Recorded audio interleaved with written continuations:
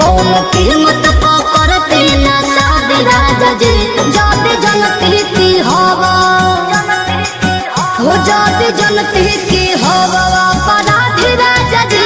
जाते जनती की हवा अपराधी राजा जी। जाते जनती की हवा अपराधी के ट्रेंड में आएगा।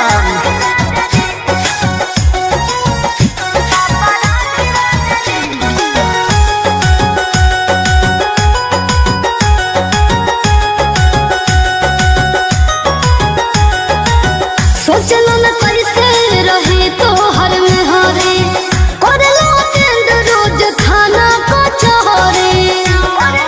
ठीक नहीं क्या देता